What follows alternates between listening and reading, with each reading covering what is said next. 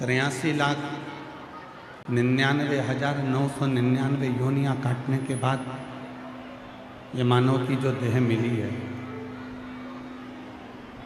83,99,999 योनियां काटने के बाद जो यमानव का शरीर मिला है, ये फिर दोबारा जब मिलेगा तो 83,99,999 योनियां काटने के बाद ही मिलेगा।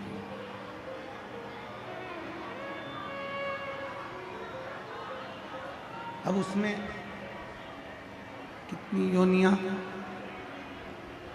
कितनी योनियां हमारी जीव की, जंतु की, कीट की, पतंग की, जलचर की, थलचर की, वायुचर की, कितनी योनियां हमारी उसमें निकलेंगे और उन योनियों में हम कितना भजन कर पाए। शिव महापुराण की कथा कहती है, भगवान शंकर का चरित्र कहता है, शिव तत्व कहता है, शिव पुराण कहती है। प्रत्येक जितने भी आपके जन्म होंगे, प्रत्येक जन्म में तुम्हें पत्नी मिलेगी। जितने भी तुम्हारे जन्म होंगे, प्रत्येक जन्म में तुम्हारा पति भी मिलेगा। जितने जन्म होंगे, हर जन्म में तुम्हारे बच्चे भी होंगे। प्रत्येक जन्म में तुम्हारा घर भी मिलेगा। प्रत्येक जन्म में तुम्हें खाने को भोजन भी मिलेगा। प्रत्येक जन्म में तुम्हें पीने के लिए पानी भी मिलेगा। प्रत्येक जन्म। ऐसा कोई जन्म नहीं है जिस जन्म में तुमको पत्नी नहीं मिले, तुम्हें पति नहीं मिले, तुम्हें माता पिता नहीं मिले, तुम्हें बच्चे नहीं मिले, तुम्हें खाने को नहीं मिले, तुम्हें पीने को नहीं मिले। जितने जन्म संसार में लोगे, हर जन्म में तुम्हें सब कुछ मिलेगा, पर शिव महापुराण की कथा हर जन्म में नहीं मिलेगी। ये प्रत्येक जन्म में नहीं मिलेगी।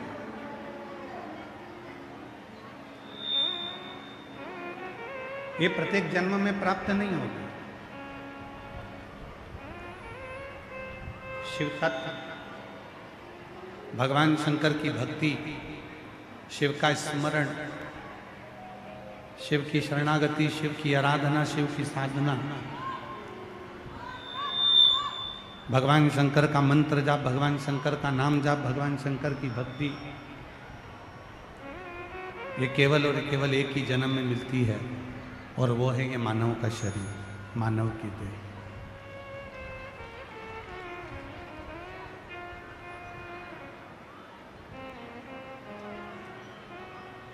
डॉक्टर के पास शरीर कब तक लेकर जाओगे? जब तक तुम जिंदा हो। और मर गए तो ये शरीर डॉक्टर के पास लेकर नहीं जाओगे, फिर इसको जलाकर इसकी अस्थियां गंगा जी में लेकर जाओगे। जिंदा हो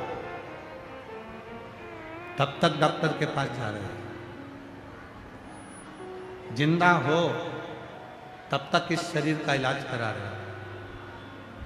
जब प्राणी नहीं रहे, शरीर में श्वास ही नहीं रही, तो फिर इस शरीर का कोई इलाज नहीं।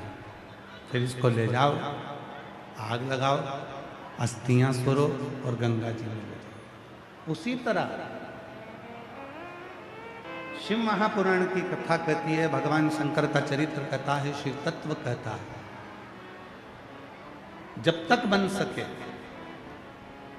जब तक तुम्हारी जिंदगी में तुम्हें लगने लगे कि हाँ, मेरा पिता, मेरा बाबुल, मेरा बाबा, मेरा शिव बैठा हुआ है और मैं उसको भजूंगी और मेरा उघड़दानी मेरे दुख मिटाने के लिए आएगा, तब तक शिव तुम्हारे पास आएगा।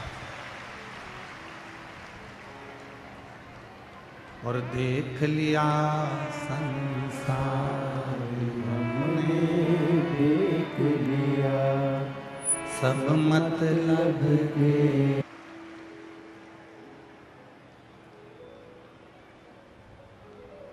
पार्वती जी का एक प्रश्न शिव जी के सामने है।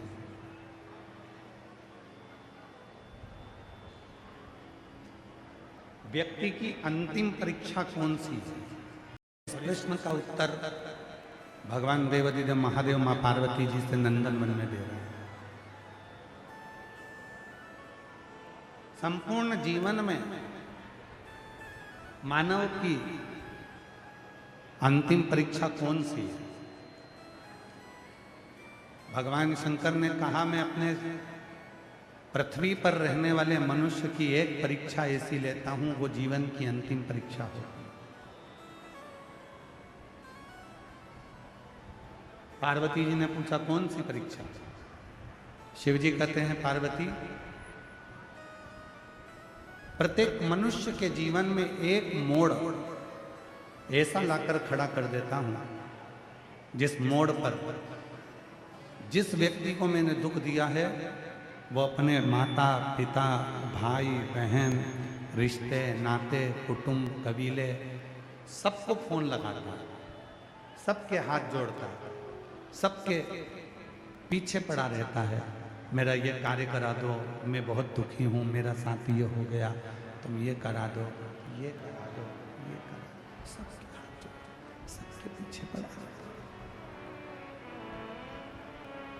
सबसे निवेदन करता रहता, सबसे प्रार्थना करता रहता। जब वो सबसे प्रार्थना करता रहता है, सबसे निवेदन करता है, सबके हाथ जोड़ता है, सबसे विनय करता है और उसके बाद भी कोई उसका साथ नहीं देता, तब वो हताश होकर बैठ जाता है। फिर आखिरी में वो मुझे याद करता है, यही उस व्यक्ति की अंतिम परीक्षा है। पीछे का प्रेशर बढ़ाओ, पीछे का। यही उस व्यक्ति की अंतिम परीक्षा है।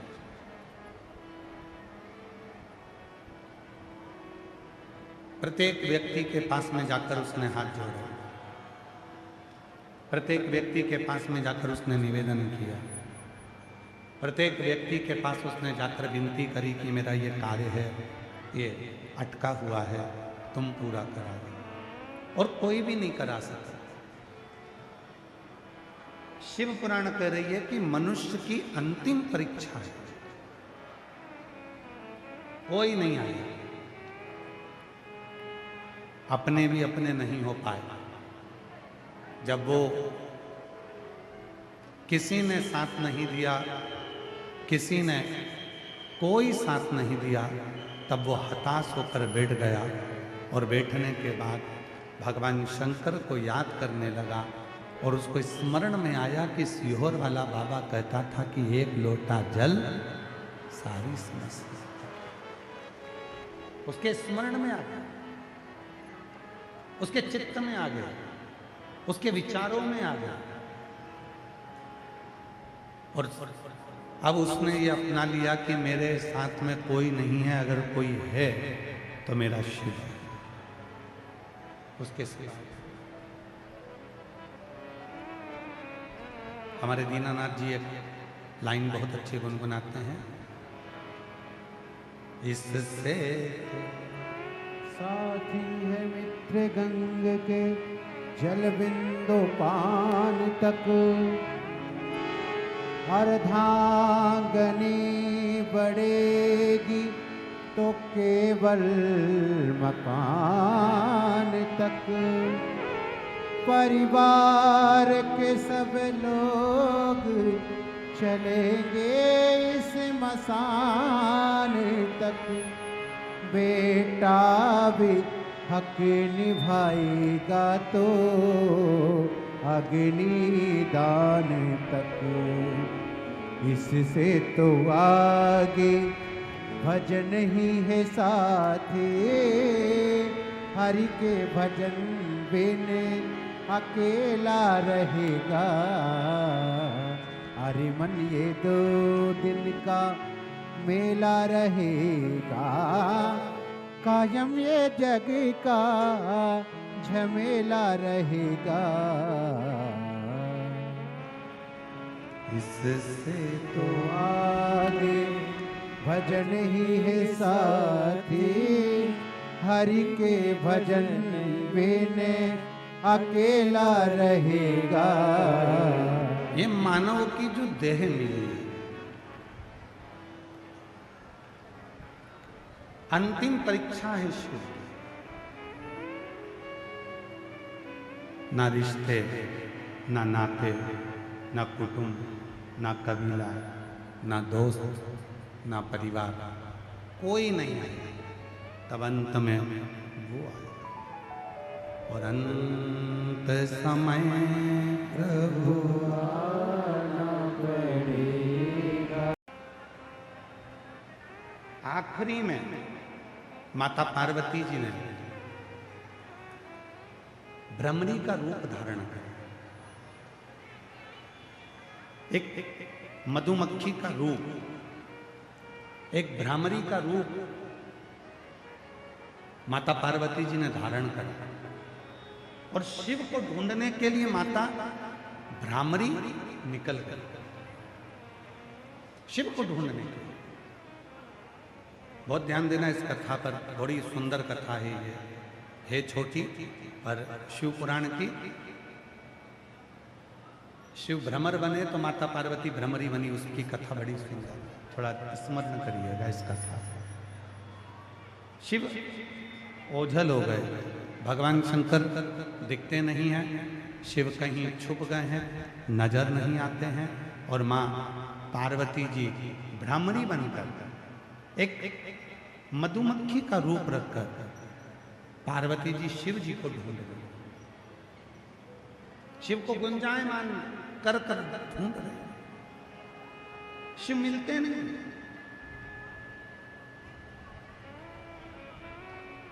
भगवान शंकर नजर ही नहीं आते। जब माता भ्रामरी बनकर शिव जी को ढूंढ ढूंढ कर थक गई, शिव नजर ही नहीं आए, तब अंत में माता एक पुष्प पर जाकर बैठ गई। और माता उस पुष्प पर जाकर बैठी और माता ने उसी पुष्प पर बैठे बैठे ये विचार कर लिया कि अब मैं शिव को ढूंढने के लिए नहीं जाऊंगी, अब मैं शिव को यहीं बैठकर भजूंगी। और आपको कल भी कथा में कहा था, आहूं में असर होगा, घर बैठे तुम रूठे रहो भोले, हम तुम्हें मना लेंगे। पार्वती जी भ्रामरी बनकर एक मधुमक्खी का रूप लेकर माता पार्वती जी एक पुष्प पर जाकर बैठ गए। अब मेरे शिव जी को मैं ढूंढने के लिए नहीं जाऊंगी, अब मेरे शंकर भगवान यहीं आए।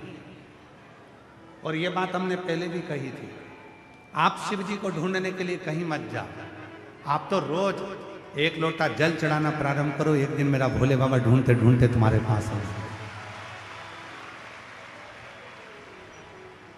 आप क्यों शंकर जी को ढूंढने के लिए जाते हैं?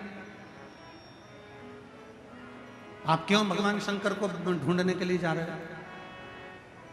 शिव आएगा, ओगरदानी आएगा, किसी एक को अग्रण्य कर देगा और बाबा आएगा।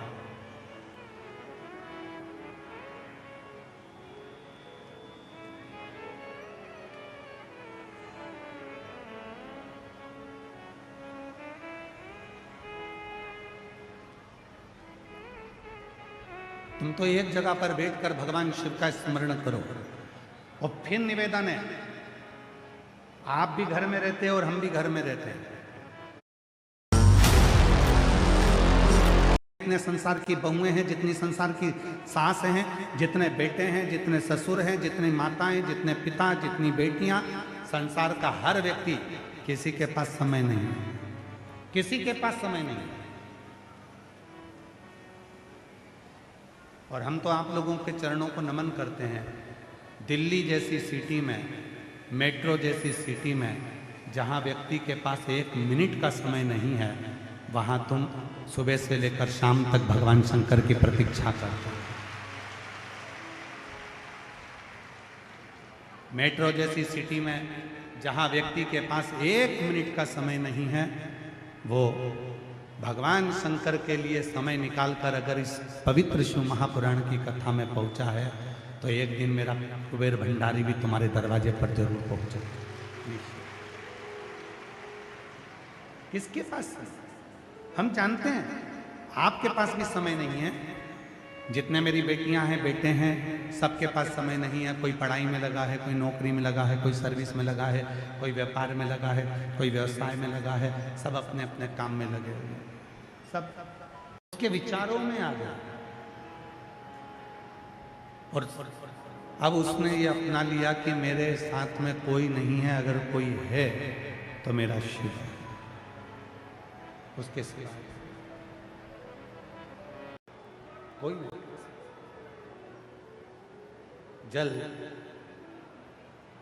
मेरे भगवान शंकर को चढ़ाया गया 1 लोटा जल तुम्हारा कल बदल कर जरूर रखेगा, ये निश्चित है। कल बदले। उसने ये मनुष्य का जो शरीर दिया है, इस मनुष्य के शरीर का सदुपयोग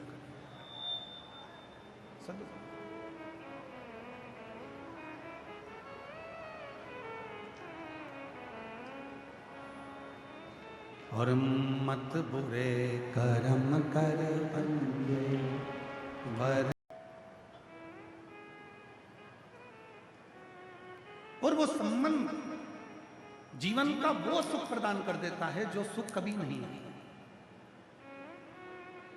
एक संबंध। और हम पहले भी कथा में कहे, तुम्हारे 1000 रिश्तेदार हों, पर कोई ऐसा रिश्तेदार तुम्हारे साथ होना चाहिए जो शिव जी को मानता हो, शंकर जी को 1 लोटा जल चढ़ाता हो। क्यों? अगर ऐसा कोई रिश्तेदार तुम्हारा होगा तो पक्का है तुमने भले जल नहीं चढ़ाया होगा, पर वो रिश्तेदार अगर तुम्हारा है तो वो रिश्तेदार के होने से उसकी 71 पीढ़ी में तुम जरूर आते होगे, तो तुम भी पार उतर जाओगे, ये निश्चित। एक पत्र, सासू के आगे धर्म लगा, ससुर के आगे धर्म लगा, किसी के आगे, पति के नाम के आगे भी धर्म नहीं लगा। आज तक किसी ने नहीं सुना होगा धर्म पति। जिसने भी सुना, एक ही सुना, धर्म पत्नी। क्यों कहा धर्म पत्नी? ये धर्म पत्नी का जो शब्द निकला है, ये मेरी माता सती से निकला है। क्यों? माता सती कथा सुनकर आई थी, और कथा सुनकर आने के बाद माता सती के स्मरण में आने लगा कि अब मेरे साथ कुछ ना कुछ गलत होने वाला है, मेरे पति का कहीं ना कहीं कुछ अपमान होने वाला है। माता सती की बुद्धि में ये बात आने लगी। और जिसने शंकर की कथा सुनी है, जिसने भगवान का भजन किया है, जिसने मंत्र जाप किया है, जिसने श्री शिवाय नमस्तुभ्यम को जपा है, जिसके दरवाजे पर श्री शिवाय नमस्तुभ्यम का स्टिकर लगा है, जिसके दिल में शंकर बैठे हैं, उसको आने वाले समय का खुद भान होने लगता है कि होने वाला समय क्या है, उसके स्मरण में आने लगता है।